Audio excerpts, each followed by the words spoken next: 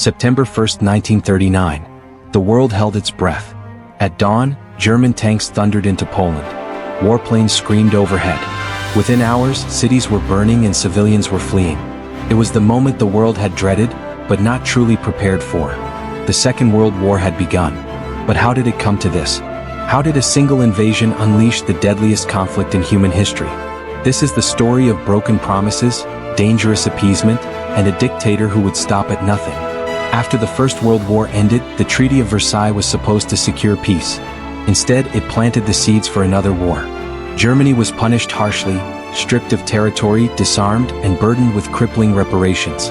As historian Margaret Macmillan writes in Paris 1919, the treaty humiliated Germany without destroying its capacity to strike back.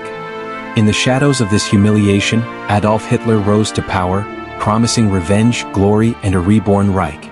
Rise of Nazi ambition. By the late 1930s, Hitler had already defied Versailles by rebuilding Germany's military and annexing Austria and the Sudetenland. Western powers, Britain and France, chose appeasement over confrontation.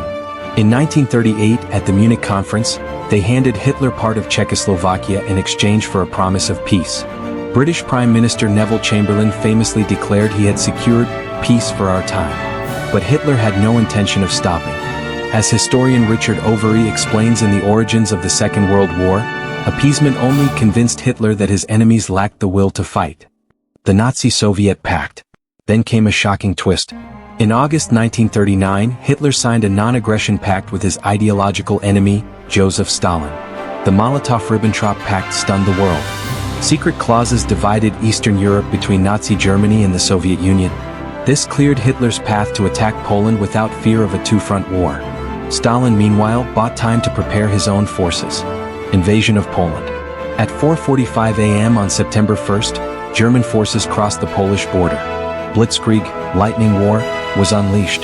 Fast-moving tanks, motorized infantry, and relentless air raids overwhelmed Polish defenses. Within weeks, the country was carved up by Germany and the USSR. The brutality was immediate. Civilians targeted, cities flattened. As detailed in Timothy Snyder's Bloodlands, this marked the beginning of unimaginable violence in Eastern Europe. Britain and France declare war. 2 days later, on September 3rd, Britain and France declared war on Germany. But there was hesitation, even confusion. Their armies remained largely inactive in what became known as the Phony War. Still, the die was cast. Europe was at war once more. The failure to stop Hitler earlier now came at a staggering cost. The outbreak of World War II wasn't sudden. It was the result of a slow, dangerous drift. A failure to confront aggression before it spiraled out of control. As historian Ian Kershaw puts it, the war came not because it was inevitable, but because no one stopped it. Hitler gambled that the West would back down again. And this time they didn't. The invasion of Poland didn't just mark the start of a war, it marked the beginning of global catastrophe. Over the next 6 years, tens of millions would die. Borders would be redrawn. The world would never be the same. This wasn't just history, it was a warning. When tyranny rises and democracies hesitate, the consequences can be world-shattering. What do you think? Could this war have been prevented? Let us know in the comments, and don't forget to like, share, and subscribe for more powerful turning points in history.